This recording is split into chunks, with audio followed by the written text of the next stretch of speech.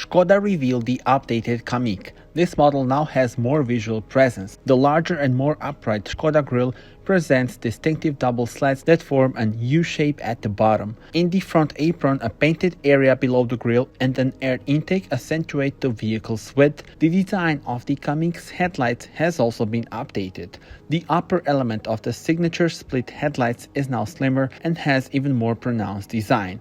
The main headlights beneath have grown in size and house the optional top LED matrix headlights with distinctive hexagonal matrix modules available for the first time for the KAMIQ. The rear diffuser consists of a white upper section in black and the rugged silver-colored lower section.